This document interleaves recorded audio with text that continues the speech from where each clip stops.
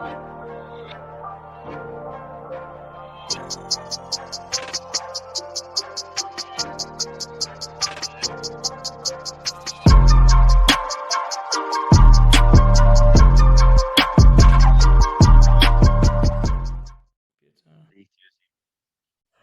starting in 3, 2, 1, and welcome to another episode of That Karate Podcast. My name is Liam Gallagher.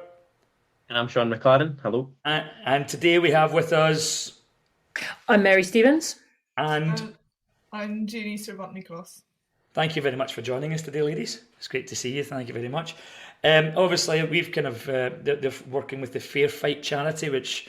we've already discussed quite extensively on the podcast, and been threatened by Stephen Chan to keep it going, to kind of keep the discussion going. But we've been chatting about it the last wee while, and the ladies have very kindly agreed to come on and spotlight the charity and tell us about their great work.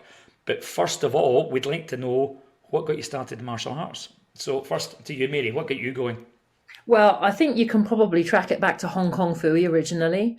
Because like many of us, I'm inspired by great martial arts role models. And I think it's definitely safe to say that Hong Kong Fooey is very close to my heart and very much the kind of standard of martial arts that I aspire to.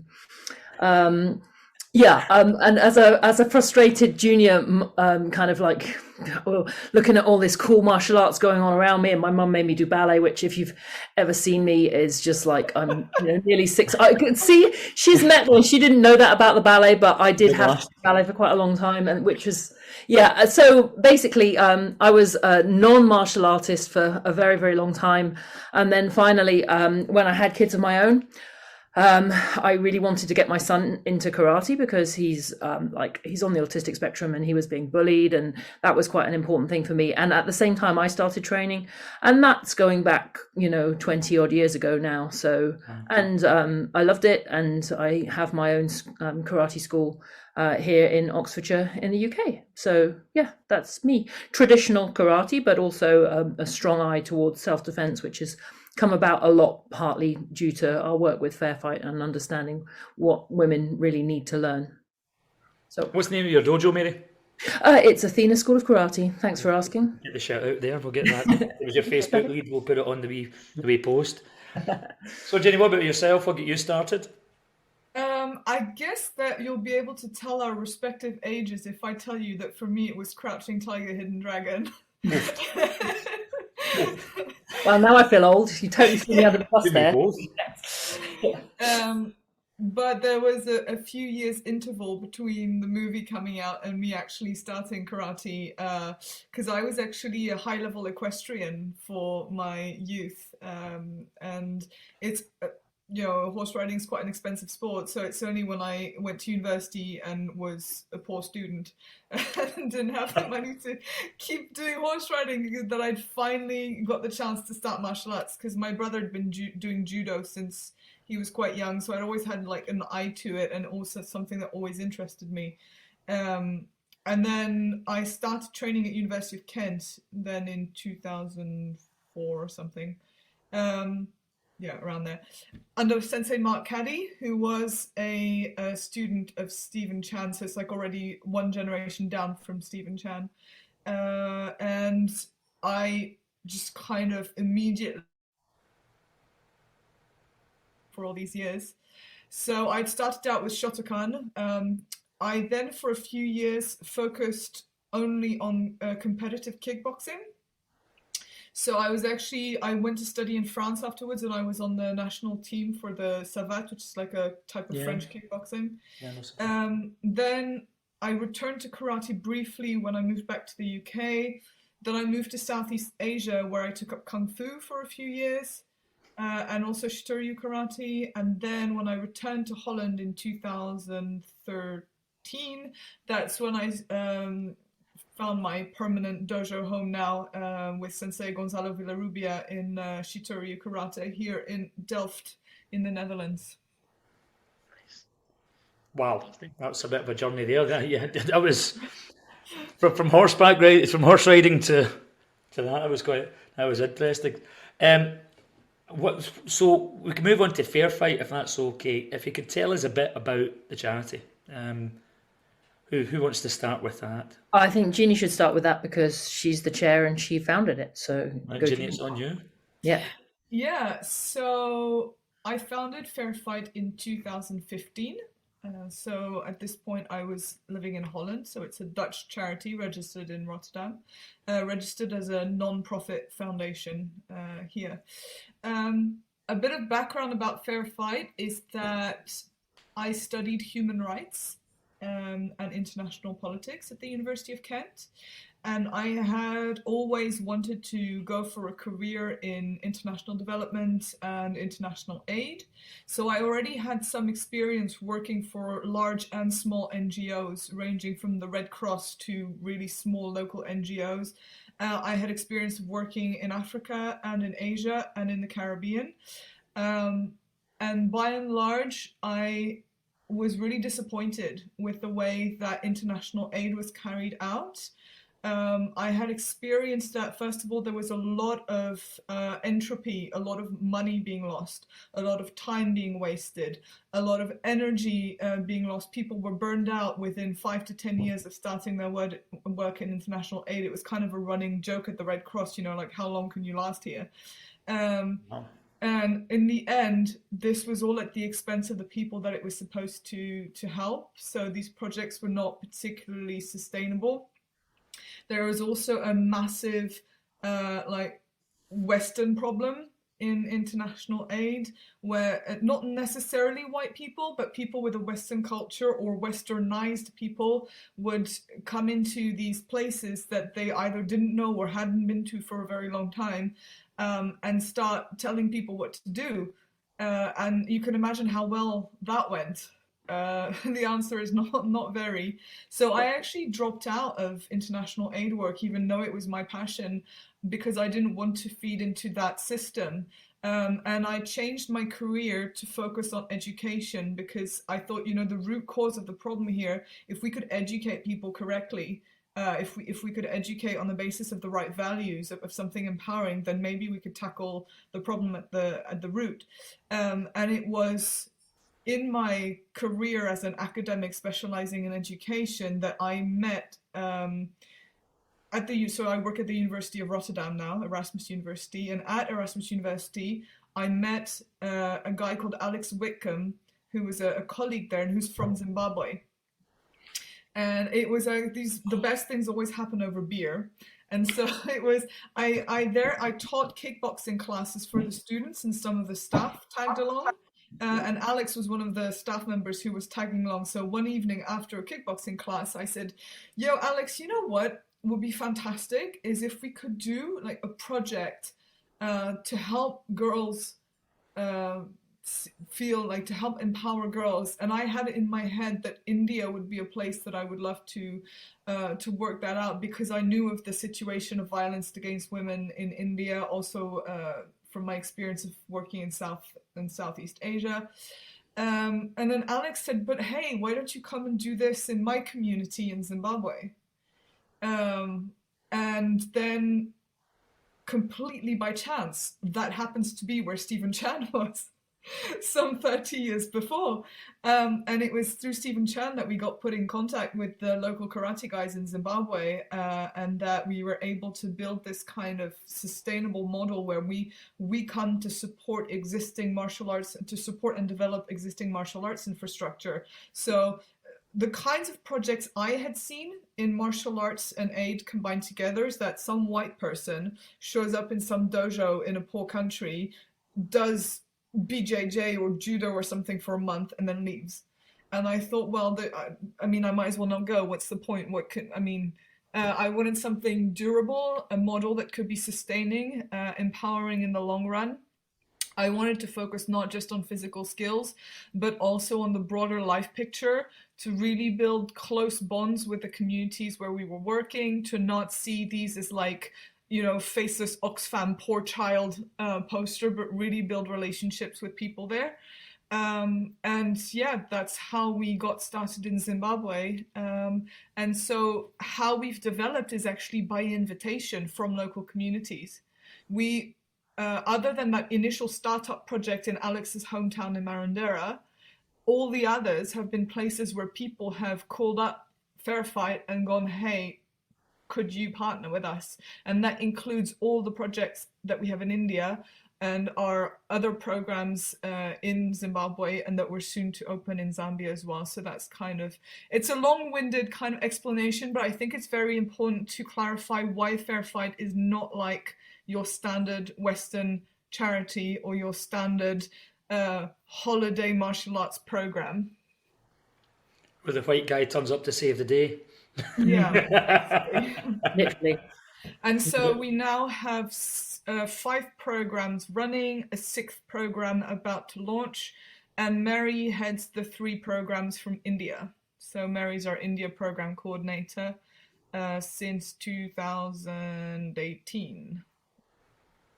Correct. So what got you involved, Mary? What was your road into FairFight? How did that work? Well, I'm about to say the word Stephen Chan again, which is just like, where Jeannie says it's a coincidence. I don't think it really is, because my theory is that Stephen Chan isn't actually human, and that, he has this whole I've lived 100 lives thing. So I think it's actually more than that, and that he doesn't really exist. He's pretty much a figment of our imaginations, but that's for science to sort out. But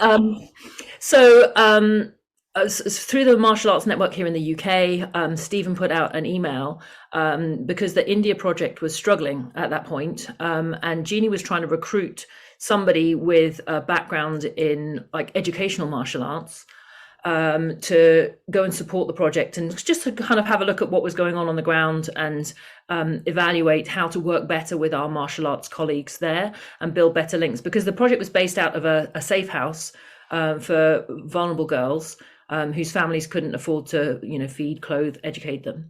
And it was partnered with a local martial arts club. And this had all been set up before I got involved. But there were communication issues, there were training issues. The girls weren't really making any progress. And my big thing is educational martial arts. I teach, like the majority of my school, 90% of my school are under 18s. And I have always built very strong links between martial arts and life lessons. So that makes it sound as if I read the email and went, but that wasn't true at all. I read the email and thought, wow, what a great project. Somebody should definitely do that, because that's what people do. And I read it out to my daughter, who was just basically like, what the fuck, mum? Who even says that? She was like, how old was Charlie at the time? Maybe 17. And she says, did you just hear what you said? That's not how people should behave. You have the skills to go and help. And I'm like, I can't just drop everything and go to India. I was terrified of going to India because, unlike Jeannie, I hadn't spent most of my life traveling around the world. And I was like, oh, I can't, you're doing your A-levels. I'm, teaching. I can't. And she was like, we'll figure out all of those things, but you need to volunteer for this. So I sent a tentative email to Stephen saying, or did I email Jeannie? I can't remember. Just saying, maybe you've already filled this. I'm sure you've got lots of people that are desperate to do this, but just in case not, I have these skills that might be able to help you. And so, that was how I got involved in India, January 2018. And then by the middle of the year, I was project coordinator. And I've now been 5 times to India, should be going back hopefully another couple of times this year. It needs that. What we've experienced with all of the projects is that although the internet is an amazing thing, there's nothing like going to the places, being on the ground, meeting the people, training with our students, and really getting a sense of who people are. And that's when the projects move forwards, really, is when we're able to go and spend time there. Programs. Mark, if you're listening, I know we're calling them programs now. Oh, is that important? Sorry, I keep missing all of these memos. I'm really and I'm rubbish with spreadsheets as well. That's the other thing. You're supposed to be really good at that kind of thing. So am I a program coordinator instead of a project coordinator? Oh, am I? Okay, good. That's the thing that I am, guys. So please make sure that you call me that. See, this is what I do all day now. This is I have 5 coordinators. This is correct grammar. Did you just get a promotion from a project to a program? Yeah, that definitely sounds like no. I don't want any promotion. Definitely not. No more responsibility. No, well, there's a very simple reason why we moved from calling them projects to programs, and that's because project is kind of when you set something up, right? Okay. It's got kind of a start date and end date. And then we realized after a while, well, we're actually in this for good, like we're committed now. So then there are programs because they're ongoing, there's no end dates, they're self-sustaining. Of course, all of our programs still need our input, and I think it's a long-run partnership, but it's also just a signal that we see this as something that we're in for the long run for good.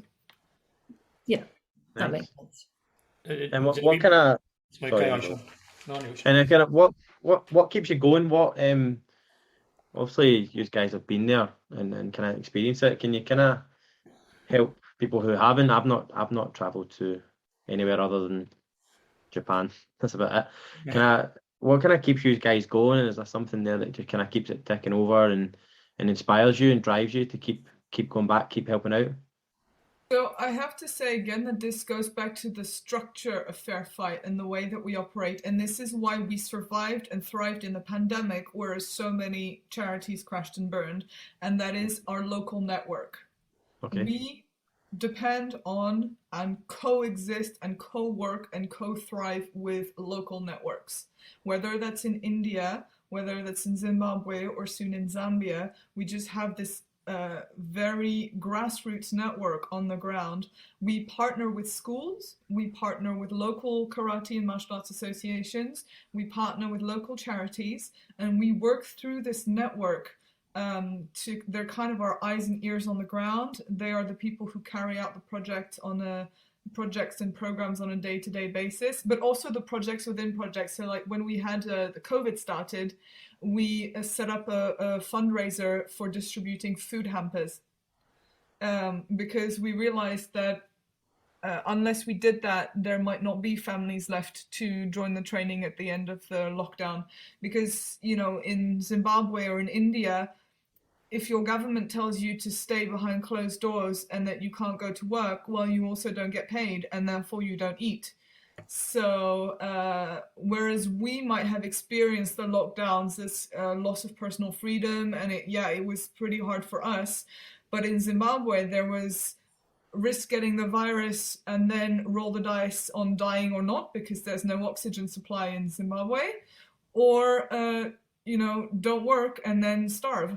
So we saw, for instance, increase in teenage pregnancies during that time because schools were closed, massive increase in drug use, exodus of young men from Zimbabwe to South Africa where they were hoping to find better economic opportunities. So it's been really a tragic time. But because of our very nimble grassroots nature, we've been able to respond to these situations in a very fast and nimble manner. So there's a fundraiser on Facebook on Monday. It closes on Friday. By the Monday after, someone's already at the market purchasing the food. By Tuesday and Wednesday, it's delivered to the families in Zimbabwe or in India. So we've really just been able to just be there, be on the ground, respond, do what it takes. We're constantly putting out fires of this girl's gone missing or this girl needs a home like now, and we're able to do that thanks to our grassroots networks. Yeah.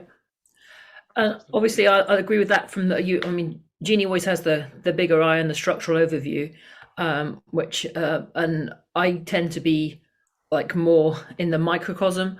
Like for me, it's all about the individuals and the relationships that we have. So the girls that we have in India, watching them grow up, watching them develop, watching them benefit from their karate training has been just incredible, and having that ongoing relationship so that when we go back, it's that there's so much, we've been going back for a long time now and we've seen so much change So with our karate girls, that's huge. And with all the, as Jeannie was saying, with our local partners on the ground, that's, I mean, I went on my own this time, which I haven't done before, but it wasn't really like being on my own because we have like so many different people there now that we consistently work with. Yeah, and then with our Red Brigade project, the girls that I was working with, I built a long relationship over Zoom for like a year. So we had quite a big head start, and I knew a lot about them and their individual circumstances.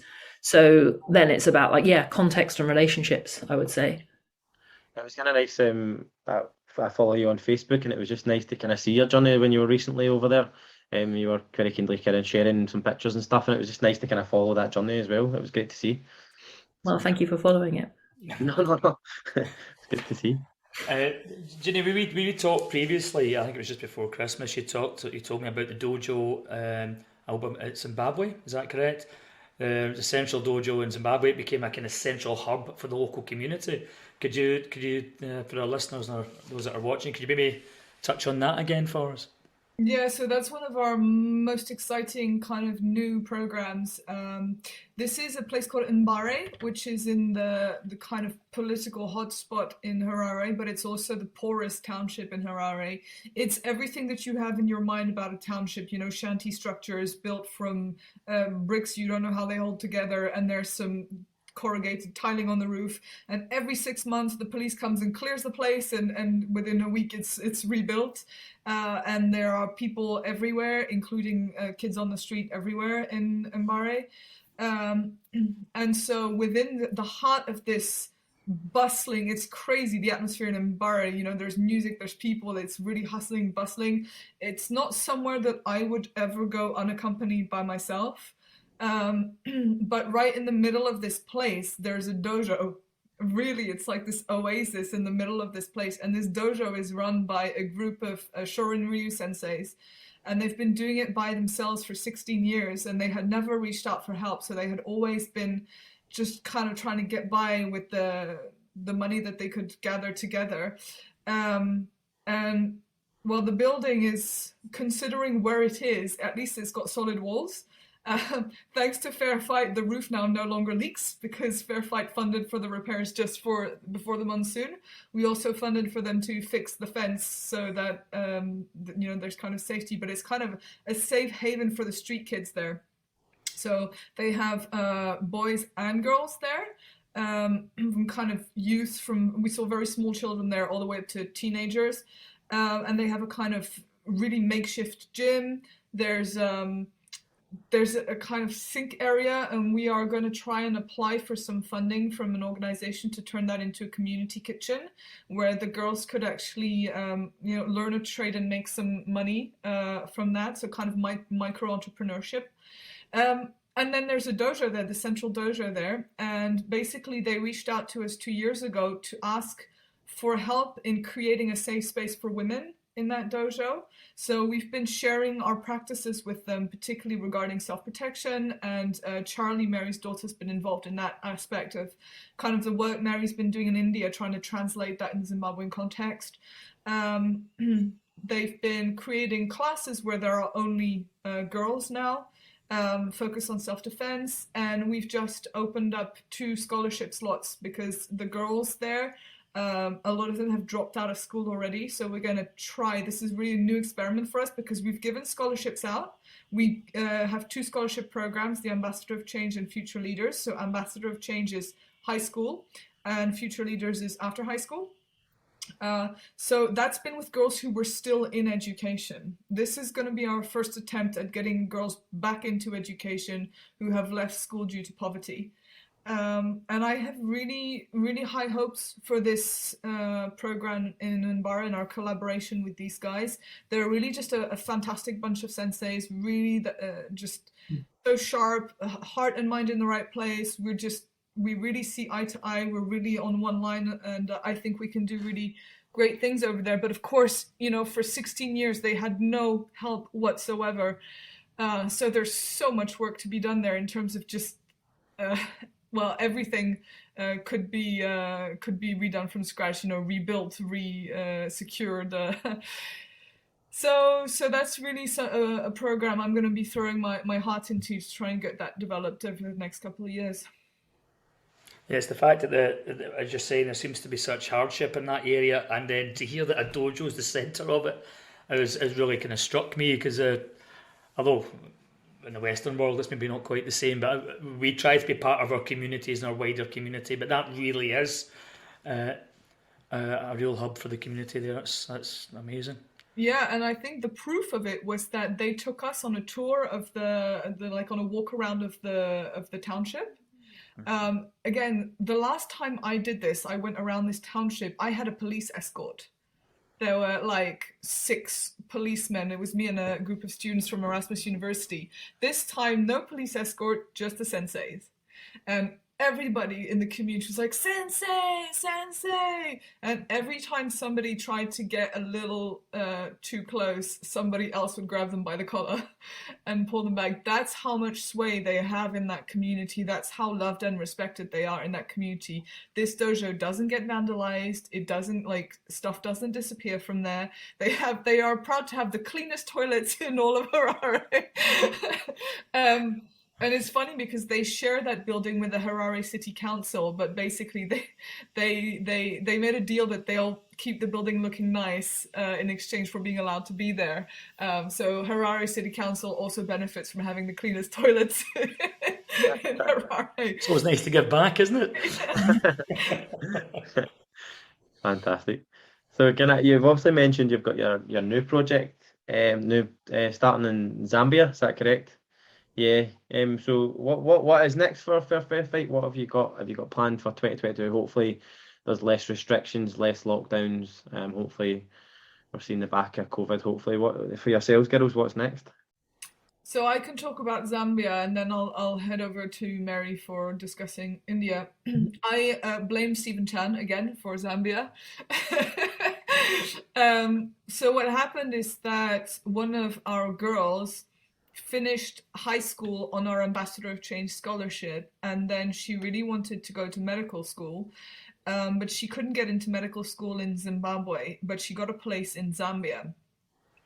Now these girls, they are wonderful girls. They have the heart in the right place. They really have dreams, but they've never had to organize themselves or do anything for themselves, because this is the place of women in Zimbabwe in this kind of patriarchal culture is just to do what your husband tells you to do. So, and this is not me saying it, this is my mentee Tinashe who tells me, "Ginny, you have to understand, this is how girls are brought up here. And what you're asking of them is really hard."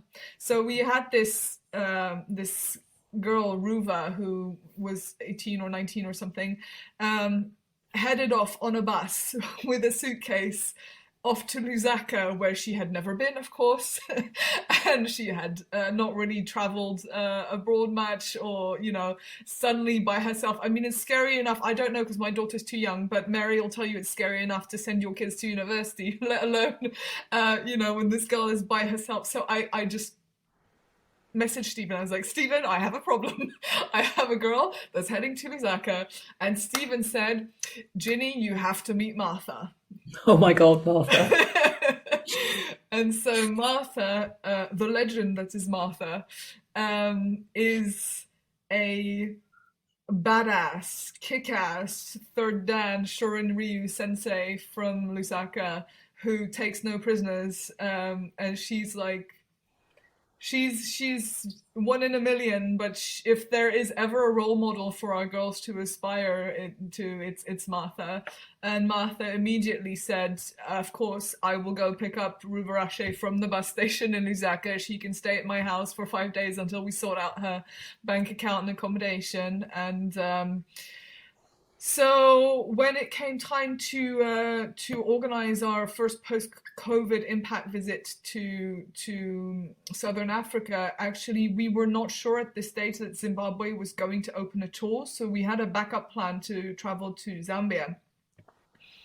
And then in the end, we ended up combining a visit to Zambia and to Zimbabwe. And I went with Maurice, the head of our, she's from HGKI UK. and she's the head of our mentors and scholarship program. And we just got on with Martha instantly. They were just, we knew that you know when you have this connection with someone, you're like, yes, we share the same values. There may have been some dancing in a bar in Lusaka that may or may not have ended up being filmed and posted on Facebook. And there's young people involved.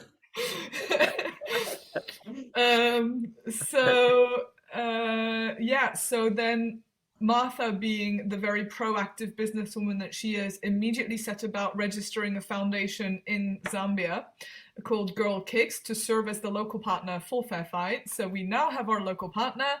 All we need to do now is find a suitable space, because we could get free spaces in the CBD, for instance, by negotiating with the university, but it's too dangerous for the girls to walk from the townships to that space. So space is super important from a woman's perspective, whether it's in India, whether it's in Zimbabwe, but increasingly I realize even here in Rotterdam, space is so different if you're a woman compared to if you're a man, and walking distances matter. So we're looking for the right space, and we're really hoping to kickstart Fairfight Zambia in May. And then India. So it was really a massive priority to get to India and to make plans with our partners before Christmas, despite the fact that the travel is still completely ridiculous. And the travel is still completely ridiculous. I'm planning to go back April and October, which is our normal kind of schedule. We try and go like twice a year. At the moment, who knows what's going to happen, because of the marvelous nature of Brexit, we don't have a trade deal with India, which means that it's very difficult to get a visa to India. And a painful. I was very, very lucky. There was a company that stepped forward to fund my visa this time, because it cost me nearly £1,000 to get a visa when it should cost like €80. So I'm in the midst of trying to get my Irish passport, because being half Irish, it's about time that I sorted that out. But of course, they're not that focused in Dublin on giving British people Irish passports. They're, it tends to go down to the bottom of the pile, understandably. So and India is behind us with COVID. So although COVID numbers have really, really increased in this last little while, they've maintained the borders are still very tight. I had to isolate. I had to do a 7-day quarantine when I went over, which was like half the time that I was there, and that's still in. I had to do like 5 PCR tests and all the rest of that, and that's still going on. So while travel is still very difficult, that's a challenge. But we have got lots of really good plans. It was good to touch base with our karate girls. Their training is going on really nicely now that they're back in school. The Red Brigade project, so working on the self-defense in the communities, that was a really big step forward, working with their instructor team, but there's a lot more work to do there. We also have identified different ways of supporting the victims of acid attack that we that met and talked to. We had a really good meeting this week, actually. I haven't even updated Jeannie on this. Anjali and Charlie and Moy and I all got together to help plan a marketing campaign for the cafe to help. So basically the acid survivors work in a cafe, so because it's very difficult for any woman in India with a disfigured face to get work. The cafe is running at a loss, and Facebook people have been absolutely amazing about coming forward and trying to support this, and we're looking at ways to help with, like, FairFight likes to invest in long-term training as opposed to hand out short-term solutions. So we're looking into local courses in business management and marketing and other ways that we can help the cafe sustain itself in the long term, as opposed to just, stop it from just going under, which we want to, we can do that, but we need to be able to help the people that work there keep it going. So yeah, there's a lot going on. We've also got a really great partnership with a project called Project Marla. They're still a project, but they have been going for 35 years, just saying, Jeannie. A project. Be sure it's a project. Yeah, exactly. But they've got some fantastic schools across the area where they take children from the poorest families and provide them with a really good education. And they're really trying hard to level the gap as well with because girl babies get very neglected, they get less nutrition, they get less stimulation because they're not allowed to kind of go outside of the house and so on. So girls are already lagging significantly behind boys even before school starts. And then so there's a massive disadvantage all the way through. So they're working really hard to try and level that out. And my work with them is kind of around girls that are about to go to university. So giving them some situational awareness and kind of relationship boundary setting kind of work, so that when they go to university, they're more likely to be able to safely access their education, because a lot of girls drop out of education at that level because of harassment and kind of the very there's just a huge level of sexual abuse that goes on in that kind of environment, which we can help preemptively, like we can help these young women before they get to university. That's the kind of the objective there. It's quite stark listening when you hear them, and you kind of know that these things go on, but to hear it, it's quite upsetting. As the father of a daughter and a grandparent of a granddaughter, it's very difficult to hear that these things are a necessity. But yes, they obviously are. So I know it really is. I mean, I completely relate to that. I mean, obviously, I've mentioned my own daughter a few times, and she also she works in a cafe, and has done for quite a long time as a way of supporting her education and so on. And Sangeeta, the acid attack survivor that we were working with closely when we were there this time, we had a lot of conversation with her about what happened to her and the legal and medical situation that she's in and how it affects her daily life. To have her say, when somebody comes up the steps and into the cafe and they see me behind the till with my face and they turn around and walk away again, and you just go, oh my God, you wear that every day. And that, I mean, a lot of the things that we learned from her, as you were saying, it's stuff that we already know. Yeah. And yet it just stabs you in the guts when you speak to the people that are living that's their reality every day. Yeah, it's uncomfortable to listen to, and I don't mean that. I hope that it comes across the correct way, but I think it's something that people need to hear. People need to know and be educated that this really does happen. It's not just a news article. It's lives that are being damaged and under threat. But the work you're doing is, the way you're doing it is so clever as well. It's so, the way you're tackling it is so unique, and the fact that you're using what we do as martial artists, as karate guy, as it's not the job, but it seems to be the road in certain areas, and it's using that as the roots of, if not a solution, no, it is. It's brilliant, and that's where we get, like, martial artists totally get this, because they know how martial arts makes them feel, and they know what they've learned from that experience. So this is why fair fight as a concept, you can explain it in like 3 sentences to a martial artist, and they're like, yes, I get that. And people like you, I mean, we really, really appreciate your support. Your support is incredible, and thank you for doing your birthday fundraiser and that kind of stuff. People like yourself in the martial arts community understand why this would work, because it does work, and we've seen it work on, in so many different contexts, and martial arts is such a universal language as well.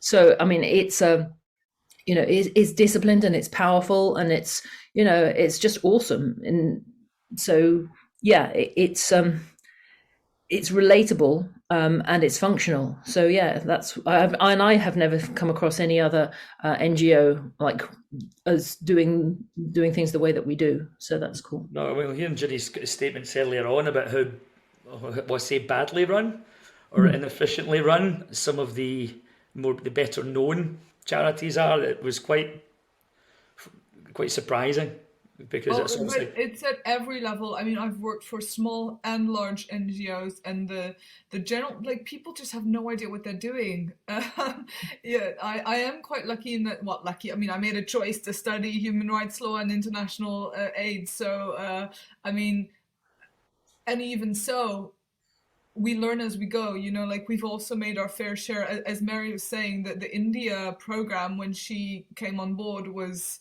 a hair's breadth from collapse. So, you know, we are tenacious, and we are definitely, we always try to fix things the best like we can. We don't, when we've never had to give up on any of our programs so far, but oh my, the work that goes into it. And I'd just like to give a big shout out to the whole team here, because you're speaking to Mary and myself, but of course there's the other coordinators that are working behind the scenes. There's you know, all of our volunteers over the years, and nobody takes a pay cut from FairFight. Nobody gets paid a cent to do the work. So even people pay their own flight tickets. So when you donate money to us, it actually goes straight into the programs that we run. It mostly goes into scholarships, it goes into renewing karate equipment, it goes into paying for grading fees and competitions, it goes into things like the emergency food distributions we had, it goes into the infrastructure like repairing the walls of the dojo. So we have a very kind of short circuit from donation to stuff being funded, basically, and all our finances are public, so they're all available on our website. Annual reports are there for everyone to see, and yeah, it's just really important. I think it's very easy for people to think that, you know, to just see FairFight as an organization and not to see the people behind it who were just working their asses off, you know, to keep this going. And real shout out to especially all the women on the team who put in the work. I had this thought last year when we finally managed to get Ruvarashi into medical school, that there was a chain link of 8 women. It took 8 women working together to get this girl from Marandera to Lusaka to medical school, of 8 women linking together to find the funds, organize the logistics on the Zambia side, on the Zimbabwe side, you know, to gather 5 donors together to fund the whole thing. I mean, the work and all of this, everybody involved in FairFight has a day job as well. So this is why we're doing this at 8 o'clock in the evening on a Sunday. Because, so yeah, just I want to remind people that that's why we're always asking. I hate asking for help. Like, it's not in my nature, and I know it's not in Mary's nature either, but when we do what we do, we have to ask for help. And that's why we're so grateful that you're, you know, giving us this opportunity to say, you know, if you can support us, you'll free up. If I don't have to spend all day trying to look for money to just fund these scholarships and fund these things, then I can focus my energy on making sure that everything is running properly on like the ground. And that's such a blessing to have that opportunity. And also, we are recruiting a mentor. We are looking for a woman of 25 years or above. If she's in martial arts, great, because then she'll have a communication point with a girl to mentor a young lady returning to school in the Mbare project. So shout out if there's any woman out there who thinks that you might fit the bill. There's no financial commitment. FairFight takes care of that. So it's just about being available with time to communicate and help this girl reintegrate school. That's great. Well, that led on to my next question. What can we do? So, what can we do to help? So, if somebody's just listening to this for the first time, they've not heard of you, they don't know, they've now been educated on what a program is, and now, well, how can we help you? Obviously, money. How do we get that money to you? What other help and assistance could you do with? What can the martial arts community do to step up? Yeah. Okay, so the first thing is, of course, you can follow us. We post most of our things on Facebook and Instagram, so that's how you can find out what we're up to. And we also have a newsletter, lovingly curated by Elsie, who's awesome. One of our volunteers. She's awesome. She also does the social media. If you want to help us financially, if you're in the Netherlands, then you can make a direct donation to us, to our bank account, and that would be tax deductible. If you're not in the Netherlands, but if you're in one of the countries where Facebook allows fundraising, and that's most OECD countries, then you can create a fundraiser on Facebook. Facebook does not charge us. So it's one of the only platforms that does not charge us for fundraisers. The only condition is that your fundraiser has to reach to 100 euros before they send you the money. That's been working really well for us. So it's just really easy. You can go to our page and say create fundraiser. You can the fundraisers that work the best are when someone does something, like we've had people do 100-man kumite, rolling challenges in Aikido, push-up challenges. So that's one of the things that works the best, is if you say you're going to do something intense on camera for the martial arts community to see, and you ask people to give you donations. Sean ruled out. Sean can't do push-ups. Do one. We also have a donor box account, and we've had, for instance, Steve Moore run a marathon for us, and that was really helpful. So we can also create like these donor box pages for you. Or you can just organize a physical fundraiser now that that's going to be possible again. And PayPal works very well. We have NGO status on PayPal, so we don't have too high fees on that. But these are all the ways in which money can arrive to us with minimal damage. One thing I would not recommend is sending an international bank transfer. No, it's not good. And then the other thing is, like, for people that don't have a lot of money, because a lot of martial artists don't have a lot of money, is like sharing our stuff, and it really does make a difference. And just commenting, and like, it helps with our visibility, and it also helps us feel supported as well. It makes when I'm on project and I write the blog, do I have to say on program now instead of on project? Impact visit. Impact visit. Okay. Impact visit. Can you like later on just like edit that around that so that I then sort of impact visit? Yeah, there we go. Oh, okay. All right. So, but it's a project blog. I mean, wow. That's it. I'm not going back. This is just it. So when I write the blog, when I'm there, it's amazing how just having that daily report, because people, every time I go, so I often use a GoFundMe as well, because I have like, FairFight puts all of its money into the projects, and then sometimes I like, if I get something like the visa issue or something other that comes up, and that's not money that FairFight can't afford to pay extra money to help me get to India because I happen to be British. That's just not okay. So sometimes these emergency things come up and people are like, well, I understand that what you're trying to do is a good thing, and I understand that you don't seem to have 1,000 spare pounds in the back of your kitchen drawer for some bizarre reason, being somebody running a karate business through a pandemic, wow. And so Liam's like, yes, relate. Yeah, so just having that level of people, because everybody, like, even if they can't themselves fund it, then having people follow it, they might know people, they might, like, there's lots of what we do that's about community. And people that know, so for example, this current thing where we've got this sort of a spin-off of trying to support the cafe, which is going to significantly help people in extreme poverty with, whose life circumstances have been unbelievably unfair. Then, there's a cafe local to here that wants to sponsor that and sell FairFight things. And, and that comes about through visibility on social media. So that was a really lengthy way of saying, please share our stuff. Thanks. Where do we get the hoodies? I want to know about the hoodies. So Jenny can buy one. I had this hoodie made by a black belt a Goju club just a few miles south of here, who's also a cobbler. So yeah. Big thanks, Snob and Lock. So yeah, and that was just this is a one of a kind, bespoke.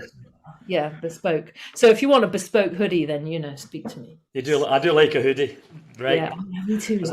With a suitable markup on it, of course, for FairFight, of course. Yeah, naturally. So what we would like in the long run, so we've had just a huge support from individuals, people donating on Facebook.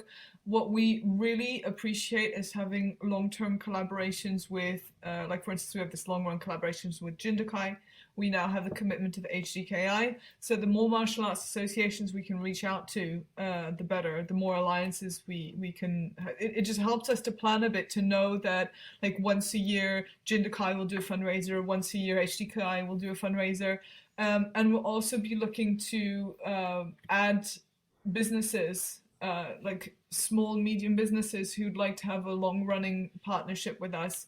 I think the key, because we now have so many programs running, is going to be having more long-term predictability, because people's lives are actually depending on this now. We're at the point where we can take a girl and change her life from early marriage and working on the black market to a university education, and that's just, we can't take risks anymore when there's so much at stake, when lives can change so dramatically because of what we do and don't do. So that's why we're looking for more long-term stable partners now as well.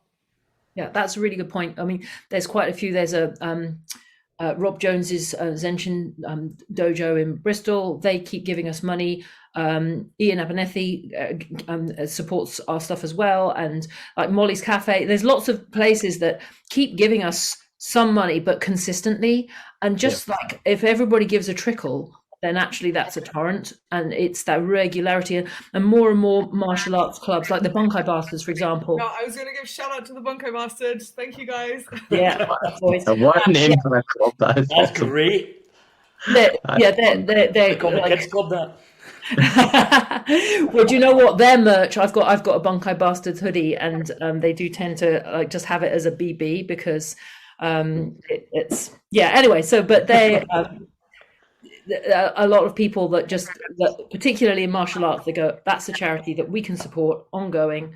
And when we do a fundraiser, because a lot of martial artists are very strongly involved in lots of kind of charitable works anyway, and so it's nice often to have a charity that they can directly see that it's a martial arts connection.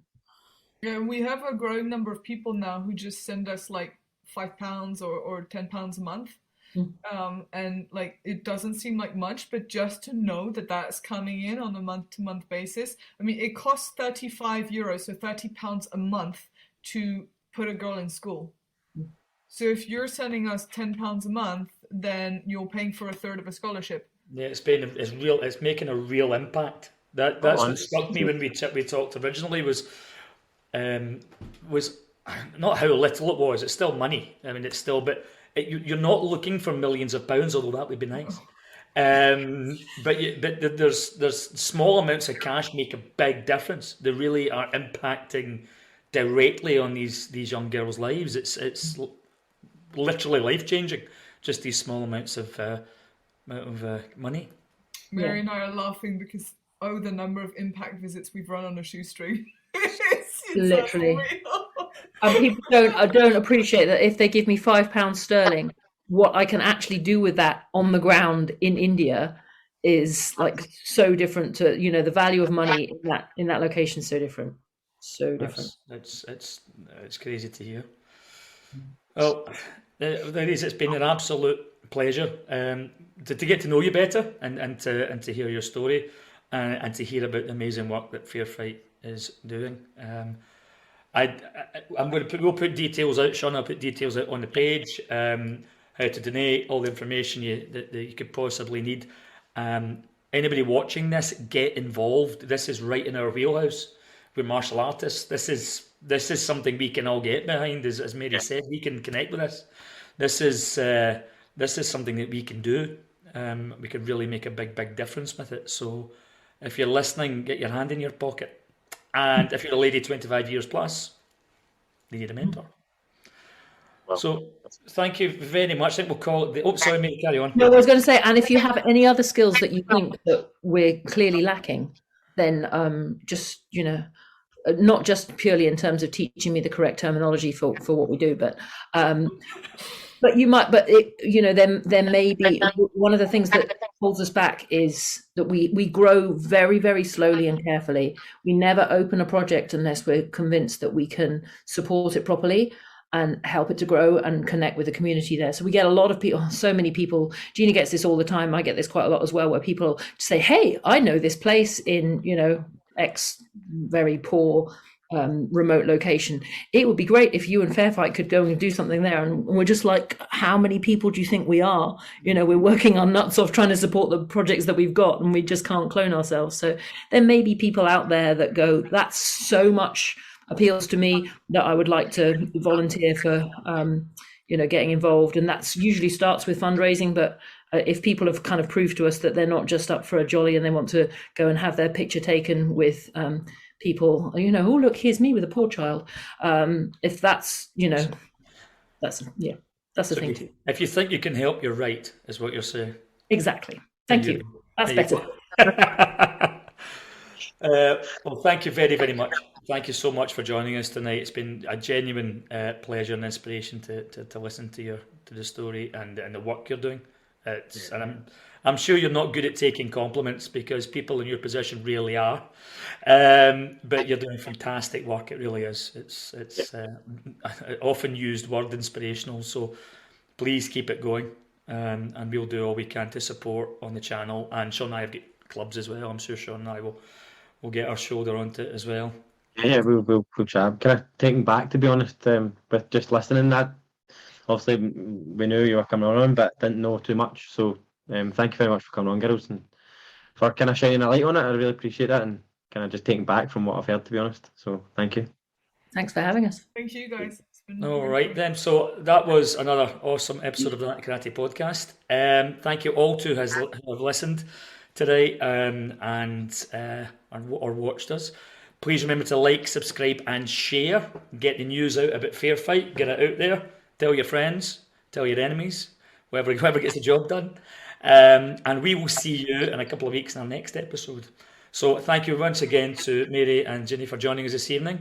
And thank you, Sean, as always, for being here on a Sunday night. And we'll speak to you all again soon. All right, so take care and keep training. Us. Thanks. Bye. 3, 2, and 1.